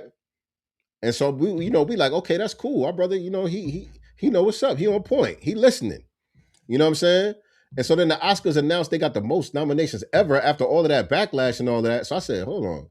Did this nigga go behind the scenes and do some type of deal? Is he going to do some type of pivot? Is this going to be some type of bait and switch? Because you got to be careful now. You got to watch everybody because people do these bait and switches. So that was my first thought. I'm like, damn, do we need to watch Ryan Coogler? All right. And so as time goes on, we get closer to the Oscars and the buzz is coming up more and more and more. And then I seen they was talking about this movie, One Battle After Another a lot. There's a lot of Oscar buzz around that movie and Tiana Taylor, and she's at the Golden Globes and she's on all these red carpets and she's being the it girl. She's getting the it girl treatment for this movie with Leonardo DiCaprio, which I hadn't watched yet. So I said, I got to watch this movie. So I went and watched that movie. I liked the movie. It was a pretty good movie, but it was very problematic at the same time. You know what I'm saying? They got Tiana Taylor in there playing a bed wench. You know what I mean? She got two white dudes in there that she going back and forth with. And she's like a feminist, some type of pro-feminist revolutionary character in the movie. And it's very convoluted. You know, they fighting for immigration rights and all of this shit. Like they showing the immigrants in the camps and all of this stuff going on. So I'm like, okay, the theme of the movie, you know, has obviously got this leftist agenda behind it. But the movie itself, just looking at, you know, from an artistic standpoint, the acting, the writing, the cinematography, all of that stuff was good. So when I say it was a good movie, I like the movie. That's what I mean. I'm talking about from an artistic standpoint. I got to kind of separate the social political agenda that's being pushed from the material and, you know, kind of separate those two things. So just as a movie, it's a good movie. You know what I'm saying? Tiana Taylor, she did her thing in the role. You know what I'm saying? What she did her thing with what they gave her. You know what I'm saying? So I checked that out. So now I'm like, oh, okay. And so I seen she was nominated for Best Supporting Actress. And then the African girl who played the Hoodoo sister in Sinners was also nominated for the Best Supporting Actress role. So I'm like, oh, they trying to put us in like a quagmire because they know from the delineation movement, we kind of been pushing back on immigrant blacks playing foundational Black American roles. You know, there's been a lot of pushback on that in particular. But with Sinners, I didn't really see that a lot. Me, myself, again, I didn't have a problem with it. If you do a good job and you are respectful, I really don't got a problem with it. Now, when you put Cynthia Erivo to play goddamn Harriet Tubman, that's obviously problematic. That's disrespectful as hell. You know, we're going to have a problem with that. You know, but from this sister here, I don't know nothing. I ain't see no history of her being disrespectful toward Black Americans or anything like that. And, you know, she played the role well. So I didn't have a problem with it. And I didn't see a lot of y'all having a problem with it either. I didn't see a lot of people making videos and tweets and stuff saying anything was wrong with her playing that role, unless I missed it. I didn't really see the backlash from that. Right. But again, they understand the overall conversation that's being had and the gatekeeping that's being had. So I'm like, okay, so they're going to put the African sister playing a foundational Black American hoodoo priestess against a foundational Black American sister playing a feminist bed wench. So I'm like, they trying to put us in a quagmire where it's a lose-lose either way. Right? It's supposed to be a lose-lose either way for us. You know what I'm saying? So I'm like, okay, that's what they trying to do. I said, but most likely what they doing, and they used to do this at music award shows a lot, at the Grammys, at the American Music Awards and shit like that. They used to do this a lot. They'll nominate a bunch of Black artists, have them come there, sit at the front row, and they make a big deal about it, just like they've been doing with the Oscars. All these big headlines about, oh, Sinners nominated the most nominations ever, you know, Ryan Coogler and Michael B. Jordan, and da-da-da-da. They do all of that shit to get us to tune in. You know what I'm saying? They sit them right there in the front row and then don't give them no awards. It's like a humiliation ritual almost. So I think that's probably what's going on tonight. Did anybody win so far from Sinners? Did y'all see that Michael B. Jordan or anybody got anything at the Oscars tonight so far from Sinners? Or are they going to sit them up there and do this humiliation ritual, have them sitting in the front row and just give a bunch of white people all the awards? I'm very interested to see how that's going to turn out. And I'm about to get off of here with y'all and go watch the rest of the show to see for myself how they gonna play it. But I think that's kind of what the play. I think that's kind of what the play is tonight. I think that's kind of what the play is tonight. Black people volunteer. I get what y'all saying, Debo, and whoever was saying that earlier about black people. But in certain situations, the reason why it's easy, and I'm not trying to justify it, but the reason why it's easy to get black people in these compromising positions like that, like somebody was saying earlier about Patti LaBelle. People were upset that Patti LaBelle is even doing the Essence Fest by her allowing herself to be used in this way. You know what I'm saying? The reason why it's easy to get a lot of our people in these compromising positions, the category hasn't come up yet. Okay. It's because when you have a people in a deprived condition, you know what I'm saying? When we live under a system of global white supremacy, but we're just going to talk about in the United States. When all of the valuable resources and all of the wealth, all of the useful land, and all of the everything of consequence is hoarded into the white community and intentionally, systematically deprived, the black community is systematically deprived of these resources. It's easy to compromise individuals from that group because people are desperate.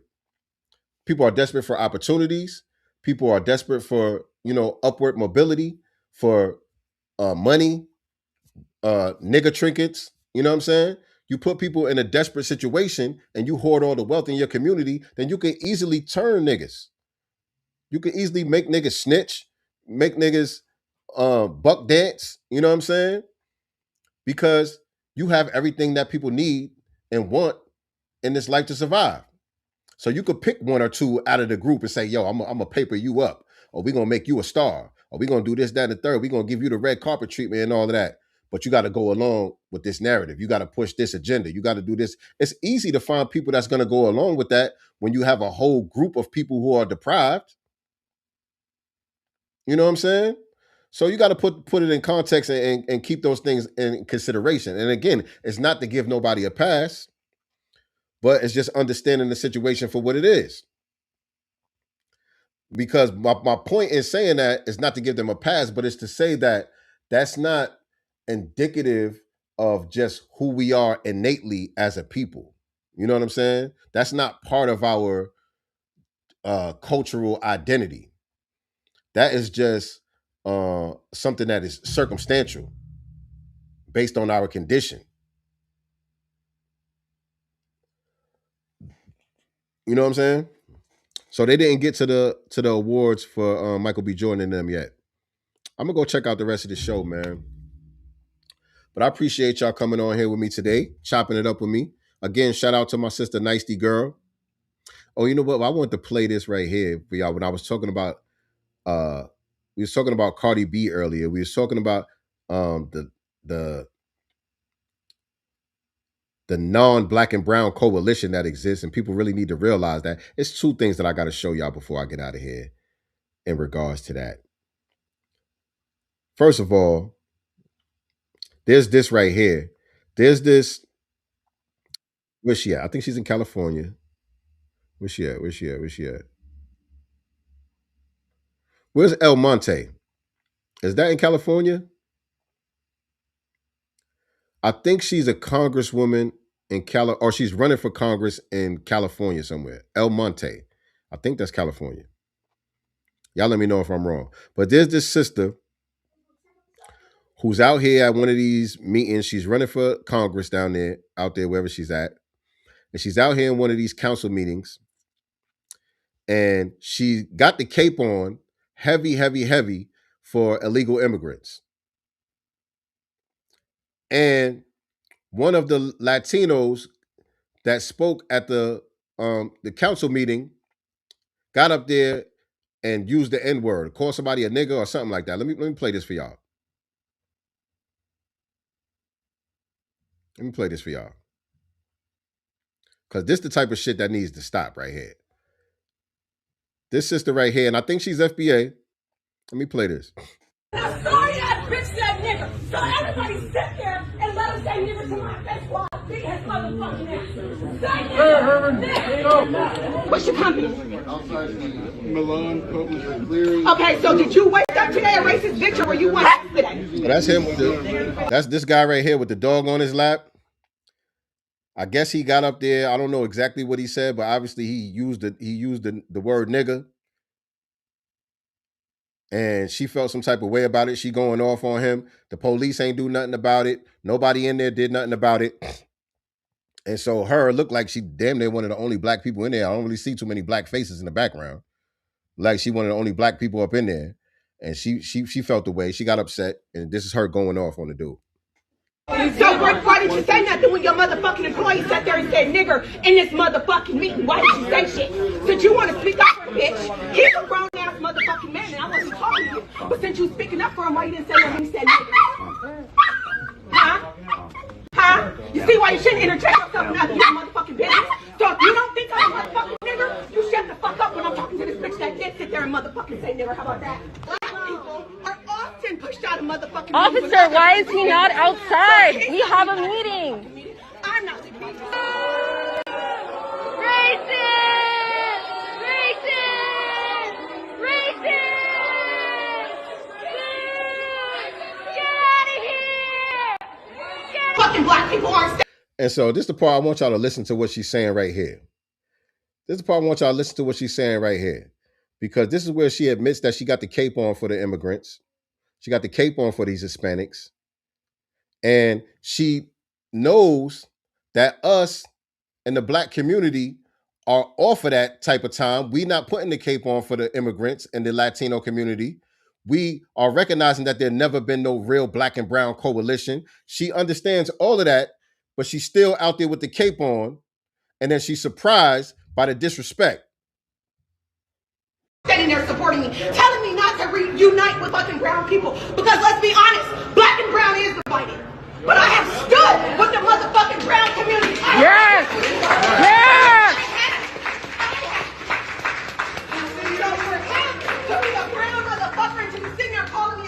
This is why I'm not defending the black community, but this is why the fucking black community doesn't want to be out here. Because she said, I'm not defending the black community, but this is why the black community don't want to be out there. Ma'am.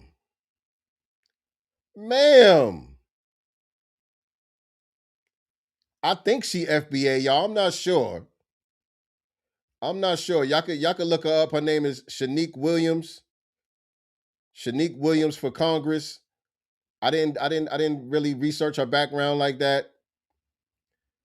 I don't know. But she got the cape on real hard for the illegals. She's talking about, I'm not defending the black community, but this is why the black community don't want to be out here with y'all. You damn right. That's why we ain't out there. We know better.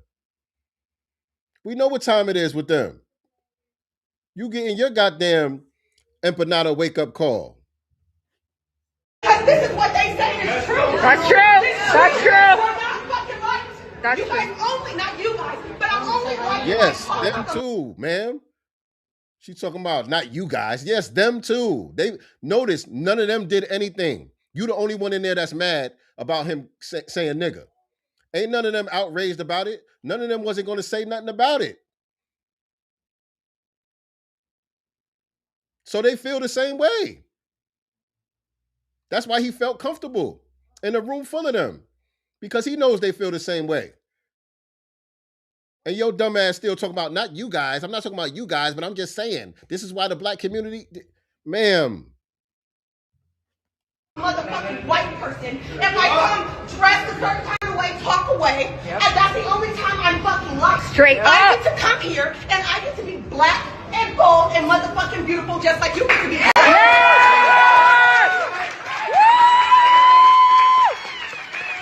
Community, black community, Asian community, LGBTQ community. Look. The black community, the Asian community, the LGBT community. That's the problem right there. All this intersectional bullshit. We not with that no more, ma'am. You acting all surprised and shit. You better get with the program. You better start listening to your people. Let me see where she's from. Shanique from Congress. Shanique Williams for Congress. Hold on. California's 41st congressional district candidate. California's 41st congressional district candidate. She calls herself a civil rights leader and a progressive Democrat. No, ma'am. It's a no for me, ma'am. It's a no for me, ma'am. You out here talking about black, brown, Asian, LGBT. No, it's a no for me, ma'am. Because, see, again, I'm from New York. I grew up around these people my whole life. We know how they get down. And a lot of the Latinos that I knew growing up, if they didn't tell you, or you ain't know their last name or whatever the case may be, you would not even know that they was Hispanic like that. You wouldn't even know that they was Latino unless they tell you. It's a lot of Carmelo Anthony type niggas that I grew up around. A lot of Fabulous Dave East type of niggas from around my way who you just think is another black person, right? But they'll keep it a bean when it comes down to it, because those people that just look like another regular black person, they receive the same racial backlash from their own Latino community. The same anti-Blackness is not just reserved for foundational Black Americans. They got the same smoke for the dark-skinned Latinos in their own community. You know what I'm saying? And so a lot of them, they won't really hold their tongue about it. They'll come out and let you know what it is. Play this last video for y'all, and then I'm going to get up out of here. From this brother right here. Let me tell you something. Spanish people are something else. I go into the Spanish spot to get some food. I walk in there. I tell the lady, I said, Mommy, let me get some white rice with the baked chicken and the beans. So she said, okay. She served my plate. By the time I look, like before I go to pay, I looked and I was like, look a little skimp. So I told her, I said, Mommy, let me get a little extra rice and like 2 pieces of chicken. I pay extra, it don't matter. You know what I mean? So she say, okay. But with that okay, she look at her coworker. She go, this kid like, but she say it in Spanish though. She said like, this kid like, he don't eat at home. Like he asking me for more rice and chicken. Like, este niño como no come en la casa, pidiéndome más arroz y pollo. So I heard that. I was like, me. For a second, I was gonna ignore it, but I was like, nah. I said, Miss, what you said? He said, oh, no. I say something to my coworker. I say something to my worker. I said, no, I know that. But what did you say? He said, oh, no, I don't say nothing bad. Don't worry, papi. I took a breather. I said, mira, señora, yo no soy un niño primero. I said, segundo, no te voy a faltar el respeto porque tú puedes ser mi mamá. So, con todo respeto, no te confundes conmigo. Okay? Porque yo te entendí perfecta. And so this brother right here, I think he's from Panama. And so again, I grew up with a lot of Panamanians like that look just like this nigga. A lot of Puerto Ricans that look just like this nigga. You know what I'm saying? You would just think it was another black person. And so she thinking he FBA. So she talking slick in Spanish, not knowing this nigga speak full Spanish. You know what I'm saying? So a lot of them, they'll let it be known what it is in their communities. They'll let it be known. La gente no entiende español, ¿ok? Hace tercero. Yo como muy bien en la casa. Yo solo te pedí que me sirviera más arroz y pollo. ¿Hay algún problema? She said, oh, es que no sabía que tú hablabas español. Bitch, you wasn't supposed to know that I speak Spanish. You just supposed to treat me right. Let me tell you something. You know what I'm saying? You know what I'm saying? So that shit is embedded within their culture. That shit is embedded within their culture. You know what I'm saying? They try to act like, you know, it's some propaganda. You know, it's the media. When they come over here, you know, they get propagandized into being anti-Black because the white man tricked them into not liking us and all of that shit. No, they bring that shit with them from their homeland. They bring that shit with them from their homeland. That's what it is. That's just what it is. But again, family, I'm about to get out of here, man. I appreciate y'all rocking with me this evening. Again, don't forget, vote for my son, America's favorite student. The link is in the top of the chat, and the link is in the description. Make sure you follow me at Sincereluvdagod on all social media platforms. Make sure you follow my son at 7 the Super Heru on Instagram and on Facebook. We will be posting the link as the contest goes on. Voting begins tomorrow morning at 10 a.m. 10 a.m. It's a great opportunity for my son to get to win $20,000 toward his education and a trip to this space museum, meet with Bill Nye and get a tour of the space museum, and to have a feature in the Reader's Digest magazine. And, you know, he loves stuff like that. He's a nerdy science kid, and that's his shit. So y'all make sure y'all support him. Vote, vote, vote. I think y'all can vote more than one time. I'm gonna let y'all know. I'll keep y'all posted as things go, you know, what the rules are and all of that. But vote, share, all of that. You know what I mean? But that does it for today's episode of Sincere Love the Godcast, family. I appreciate y'all rocking with me as always. Always remember, family, we are not the master teachers. We are only the master students and signal boosters for the voices of the new Black media.